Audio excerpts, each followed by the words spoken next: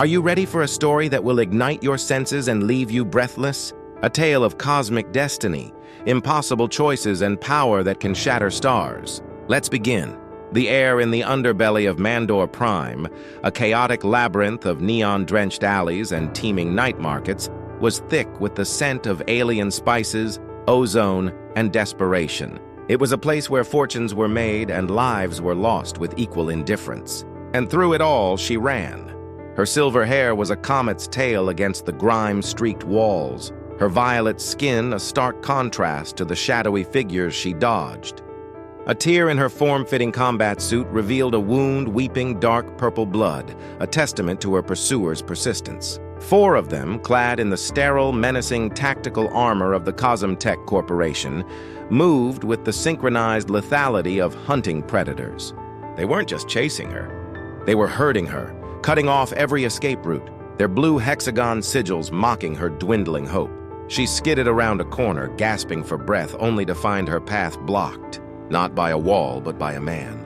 He stood perfectly still, an island of calm in the swirling river of chaos, his face obscured by the deep shadow of a hood.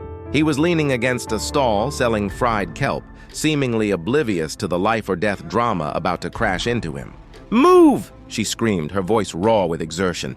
The man didn't even flinch. The CosmTech soldiers rounded the corner, their weapon systems powering up with a hungry hum. The lead soldier, his voice a metallic rasp through his helmet's speaker, didn't even acknowledge the man. "It's over, Princess Elva. The chase ends here, Princess." The title hung in the air, as out of place as a diamond in a junkyard. The man finally shifted, pushing himself off the stall with a lazy grace. "Princess, you say?" His voice was a low baritone, laced with an unnerving amusement. "That complicates things. Rescuing commoners is pro bono. Royalty comes with a price tag." The lead soldier turned his helmeted head, the motion stiff and contemptuous. "Walk away, off-worlder. This doesn't concern you." "He's right," Elva panted, pressing herself against the wall, trying to find a weapon that wasn't there. "Get out of here. You'll only die with me." The hooded man chuckled, a dry, rusty sound. "Now where's the fun in that? Tell you what, Your Highness, you want my help? You want these corporate goons to disappear? The price is steep." "I'll pay anything," she said, her emerald eyes flashing with a desperate fire. "Name it." The man took a slow step forward, the shadows of his hood still hiding his features. He gestured vaguely between himself and her. "Marriage." The word was so absurd, so utterly insane in the middle of a deadly chase, that for a second everyone froze. Even the CosmTech soldiers seemed momentarily stunned. The lead soldier recovered first, a harsh, distorted laugh barking from his speaker. "He's mad! Kill him first, then take the girl." A tempting counteroffer, the man mused, his hand moving in a slow, deliberate arc toward his back. "But I'm afraid she spoke first." Before the soldier could fire, the man's hand completed its journey. What he drew was not a blaster or a plasma rifle, but a sword. An ancient, battered thing, its metal so dark it seemed to drink the neon light around it. "A relic?" Another soldier sputtered. "He brought a knife to a gunfight." The man just smiled, a flash of white teeth in the darkness. "Oh, this is no knife." And then he let the sword speak for him. There was a sound like tearing silk, a flash of impossible speed, and a silence that was more shocking than the violence it replaced. The 4 helmeted heads of the CosmTech soldiers slid from their shoulders in perfect, eerie synchronicity, thudding to the cobbled street one after another. Their armored bodies stood for a heartbeat longer before collapsing into lifeless heaps. Elva stared, her mind refusing to process what her eyes had just seen. The man stood over the bodies, the blackened blade resting on his shoulder, not a single drop of blood marring its surface. He slowly pushed back his hood. His features were angular, sharp, with eyes the color of a winter storm and a thin scar that bisected his left eyebrow. A half-smile played on his lips, a smile that held no warmth, only a chilling competence. "So," he said, his voice dropping back to that lazy, amused tone, "about our wedding plans." The silence in the alley was broken by 2 new arrivals. A woman with hair like living flame, cropped short and wild, wearing a warrior's black leather, and another with a cascade of raven hair whose sensual confidence was a weapon in itself. "Elva!" the flame-haired woman exclaimed, a curved energy blade in her hand. "We lost you." "Who is—" "By the stars, what happened here?" The raven-haired woman glided forward, her deep purple eyes taking in the headless bodies and then settling on the man with an appreciative, predatory gleam. "It seems our sister has found herself a rather capable protector." Elva, still leaning against the wall for support, found her voice. "Tira, Rema, this is—" "Well, I'm not entirely sure." The man sheathed his impossible sword and gave a mock bow. "Kos Verona, but my friends call me Kai. And according to your sister, I'm also her future husband." Tira's amber eyes narrowed. "Husband?" "Elva, have you lost your mind?" "It was a business transaction," Elva explained quickly, recounting the insane proposition. Rema laughed, a sound like crystal wind chimes. "Oh, I do love a scandal. But darling Elva, you seem to have forgotten a rather crucial detail of our laws." She turned her intoxicating gaze on Kai. "You see, on Mandor we have a tradition, the law of royal unity." A sinking feeling began to dawn in Kai's stomach, a feeling he was all too familiar with. It was the feeling of a simple job suddenly becoming catastrophically complicated. "What law?" he asked, his voice dangerously quiet. Tira smirked, crossing her arms. "The law that states any man who marries one royal sister must take all eligible sisters as his wives," Rema finished, trailing a delicate finger along Kai's arm. "It's a package deal, I'm afraid. All three of us." Kai stared from Elva's apologetic face, to Tira's defiant glare, to Rema's sultry smile. He had walked into this alley a lone mercenary, a ghost drifting through the galaxy with only the voice of his sentient sword for company. Now, in the span of 5 minutes, he was apparently engaged to 3 princesses and knee-deep in a corporate war. "No," he said flatly, turning to leave. "Absolutely not. The deal is off." "Leaving so soon, brother-in-law?" Tira taunted. But before he could take another step, a voice resonated directly inside his mind, a voice only he could hear. "Oh, don't be a spoil-sport, Kai. This is the most fun we've had in decades." "3 of them!" "Think of the strategic advantages. And the redhead looks like she knows how to handle a blade." "I approve." Kai ignored the voice of his sword. "Ragnar." "I work alone. I don't do packages." "You don't have a choice," Elva said, stepping forward. "Look." She pointed toward the mouth of the alley. More CosmTech soldiers were swarming into the market, their scanners sweeping the area. "They won't stop. They want our crystal fields, and they will slaughter our entire family to get them. Our mother, the queen, is dying. Our world is vulnerable. Without a recognized royal consort, the Galactic Council will hand Mandor over to CosmTech on a silver platter." "So you need a figurehead," Kai deduced. "A political prop." "We need a weapon," Tira corrected, her hand resting on the hilt of her blade. "And you, Kos Verona, appear to be a very effective one." Rema leaned in close, her voice a seductive whisper in his ear. "Think of it, Kai, a planet's resources at your command. The title of Prince Consort, and us. We each have our unique qualities." A memory, sharp and unwelcome, pierced through Kai's carefully constructed defenses. A starving 8-year-old boy huddled in the ruins of a refugee camp. A royal procession passing by. A young girl with violet skin and silver hair, no older than 10, defying her guards to give him a piece of bread. An act of kindness in a universe that had shown him none. He looked at Elva, truly looked at her, and saw the ghost of that girl in her emerald eyes. "Well, isn't that a cosmic coincidence?" Ragnar commented dryly in his mind. "It changes nothing," Kai thought back fiercely. "More of them are coming," Rema said, her eyes unfocused for a second as her telepathic senses scanned their surroundings. "Dozens. They're sealing the district." Elva looked at Kai, her expression stripped of all royal pretense, leaving only raw, desperate hope. "You saved me once because you could. I'm asking you to save us now because you're the only one who can. What is your answer?" Kai's hand rested on the hilt of his ancient sword, the familiar cool metal a steadying presence. He felt the low hum of Ragnar's eagerness, the thrum of latent power waiting to be unleashed. He looked at the three princesses, the leader, the warrior, the mystic. An impossible alliance, a ridiculous fate, but it was a purpose, and for a man who had been wandering without one for 15 years, that was a powerful lure. "Fine," he bit out, the word tasting like surrender and something dangerously close to commitment. "I'll be your damn husband, but we're renegotiating the terms later." Tira's smirk widened. "Excellent. Now that the honeymoon is settled, shall we kill these uninvited guests?" And as the first wave of CosmTech soldiers charged into the alley, Kai drew his blade, the ancient metal singing a song of impending slaughter. He stood before the three sisters, a one-man army against a corporate legion, and for the first time in a very long time, he was not fighting just to survive. He was fighting for something more. The royal palace of Mandor was a breathtaking structure of crystalline spires that pierced the twilight sky, a monument to a dynasty's power and grace. It was also at present a war zone. Alarms blared, red emergency lights bathed the opulent hallways in a bloody glow, and the air crackled with the sound of energy weapon fire. "They bypassed the outer perimeter!" Tira yelled over the din, parrying a plasma bolt with her curved blade.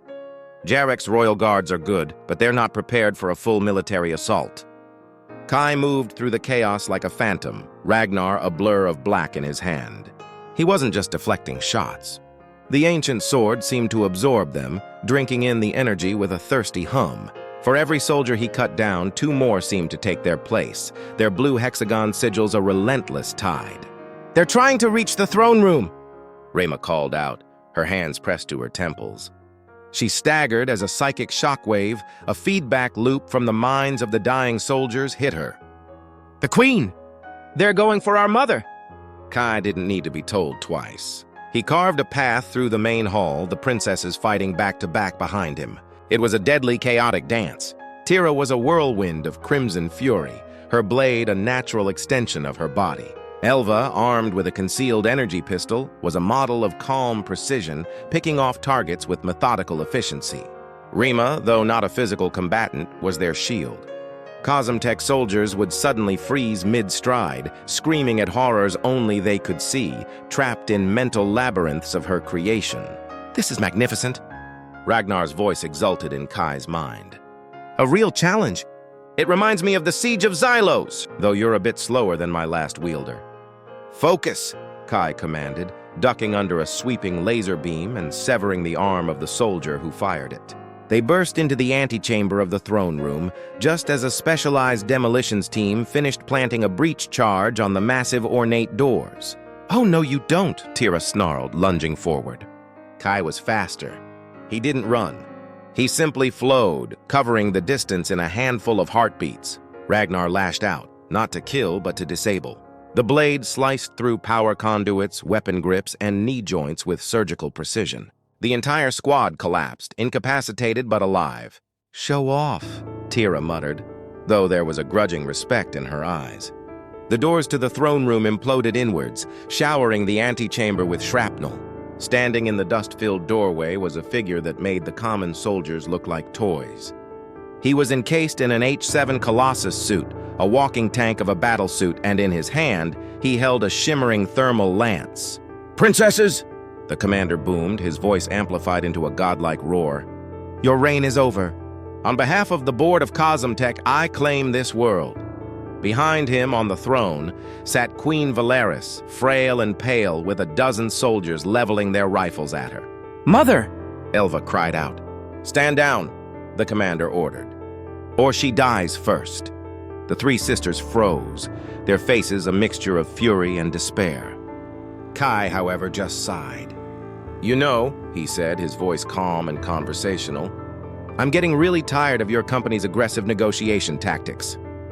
The commander trained the thermal lance on Kai. "You are an unregistered variable. You will be eliminated." The lance fired, unleashing a torrent of white-hot energy capable of melting through a starship's hull. The princesses screamed, but the blast never hit. Kai stood his ground, holding Ragnar in a simple two-handed guard. The blackened blade met the stream of fire, and instead of being incinerated, it began to glow, first a dull red, then a brilliant, furious orange. The sword was absorbing the entire blast, whining with stored power. The commander's optical sensors widened in disbelief. Impossible. What is that weapon? Something old, Kai replied through gritted teeth, the strain of channeling so much energy making his muscles tremble. Something hungry. With a final roar, he swung the superheated blade. It did not release a wave of fire as one might expect. Instead, it unleashed a wave of pure kinetic force, a concussive blast that tore through the air. The shockwave hit the commander dead on, his colossus suit crumpling like tin foil. It slammed him back through the throne room, scattering his soldiers like bowling pins and shattering the great crystal window behind the throne. In the sudden, ringing silence, all that could be heard was the ragged breathing of the princesses and the faint, satisfied hum of Ragnar cooling in Kai's hands. Queen Valeris looked from her daughters to the strange, hooded man who had just saved them all, a flicker of strength returning to her weary eyes. Later, in the aftermath, as the palace was being secured, the four of them stood in the queen's private chambers. The toll of the battle was evident, but they were alive. They were victorious. "He is the one," Queen Valeris said, her voice a fragile whisper from her recovery bed. "The visions showed me. A shadow blade to protect the light." Elva stepped to Kai's side. "Mother, this is Kos Verona, our consort." The queen managed a faint smile. "I know who he is. I've seen his past and his future. The starving boy on Terrace 4 was never forgotten." She looked at her daughters. "Our line is strong, but the traditions of the galaxy are stronger. The Council will never accept you alone. With him you have a chance. You must go to the Concordat. You must present your union and solidify your claim." "The Council is a pit of vipers," Tira argued. "They're already in CosmTech's pocket." "Then you will cut the head off the snake," the queen said, her gaze settling on Kai. "You will show them what real power looks like. You will make them fear Mandor again." 3 days later, their royal transport approached the Galactic Concordat, a massive, glittering space station that was the heart of interstellar politics. The Grand Chamber was an intimidating spectacle, a vast amphitheater where beings from 1,000 worlds sat in judgment. At the center of it all was the CosmTech delegation, led by a sleek executive woman whose chrome-augmented eyes missed nothing. "Princesses of Mandor," intoned the central speaker, a being of pure energy contained within a crystalline shell. "You stand accused of planetary mismanagement and violating Concordat succession laws. CosmTech petitions for stewardship. How do you answer?" Elva stepped forward, her voice ringing with royal authority. "We answer by presenting our royal consort, Kos Verona, who has accepted the traditional union with myself and my sisters, Princess Tira and Princess Rema, according to the sacred laws of Mandor." A shocked murmur rippled through the chamber. All eyes, organic and artificial, turned to Kai. The CosmTech executive laughed, a sound like cracking ice. A transparent ploy. "This man is a mercenary, a hired killer, a shadow blade known for his work in the galaxy's darkest corners. This is no union. It's an intimidation tactic. My commitment to the princesses and to Mandor is absolute," Kai said, his voice carrying to every corner of the chamber without any amplification. "A commitment I demonstrated when I defended them from a full-scale assassination attempt launched by your corporation." "More baseless accusations," the executive sneered. The debate raged, a flurry of legal jargon and political maneuvering designed to stall and confuse. But Kai wasn't listening to the words. He was watching the security personnel, 12 of them moving into flanking positions. An assassination, here, in the heart of the galaxy's government. Exceptionally bold, Ragnar noted. Or exceptionally desperate. "We will vote now on the stewardship petition," the speaker announced. "All in favor?" "I object." Kai's voice cut through the proceedings like a guillotine. "The petitioner has no standing to object," the speaker declared. "I'm not objecting to the vote," Kai said, a cold smile touching his lips as he saw the executive give a subtle hand signal. "I'm objecting to being shot in the back before it's concluded." As if on cue, the CosmTech operatives raised their concealed weapons. Panic erupted. Delegates screamed and dove for cover. But faster than any shot could be fired, faster than any eye could follow, Kai moved. He didn't draw Ragnar. He didn't need to. He took one step forward, placed his palm flat on the polished stone floor of the petitioner's platform, and channeled a microscopic fraction of Ragnar's true power through his own body. A low hum vibrated through the entire chamber. Then, every single weapon held by a CosmTech operative, from the blasters in their hands to the power packs on their belts, simply disintegrated. They crumbled into fine metallic dust, falling harmlessly to the floor. The 12 assassins stood frozen, empty-handed and utterly baffled. The executive stared at her own sidearm, which had just vanished from its holster, leaving only a faint gray powder on her hip. The chamber was dead silent. Kai slowly stood up, brushing dust from his palm. He looked directly at the central speaker, then let his gaze sweep over the terrified faces of the High Counselors. "The princesses of Mandor are under my protection," he stated, his voice now imbued with a quiet power that was more terrifying than any shout. "Their world is under my—" with their executive being taken into custody right there on the chamber floor. The return to Mandor was a triumph. The entire planet celebrated. That night, Kai stood on a high palace balcony, watching the fireworks paint the sky. The sisters joined him, their earlier tensions replaced by a new, solid bond forged in battle and political victory. "So," Tira said, leaning against the railing beside him, "does this mean you're actually staying? Or was this just the galaxy's most elaborate temporary contract?" Kai looked at the three of them. Elva, the compassionate leader who had seen something in him when he was nothing. Tira, the fierce warrior who respected only strength and now looked at him with something akin to it. Rema, the perceptive mystic who saw past his walls and into the lonely chaos of his soul. It was insane. It was complicated. It was a life he had never in a million years imagined for himself. "I'm staying," he said, and the word felt more like home than any place he had ever known. Far away, on a barren moon orbiting a dying star, a figure watched a replay of the Concordat hearing. The figure's face was a twisted mirror of Kai's, one side scarred and rebuilt with crude cybernetics. "So you found yourself a family, little brother?" the figure hissed, fingers tracing Kai's image on the screen. "You found a place to belong. How convenient." He picked up a blade that lay on the table before him, a weapon of jagged metal and crackling, unstable energy.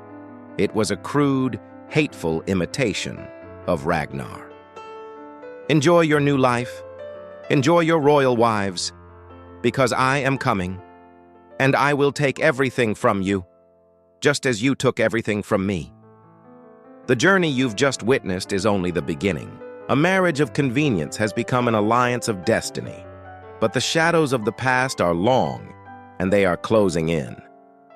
What terrible history exists between Kai and the brother who now hunts him? What is the true origin of a sentient sword, forged in the heart of a dying star?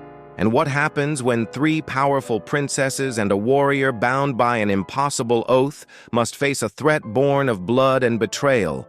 The real war for Mandor has just begun. Make sure you are subscribed with notifications turned on, because in the next chapter, the family reunion is going to be murder. Ancient secrets will be unearthed, and the true price of power will be paid in blood. You won't want to miss a single second.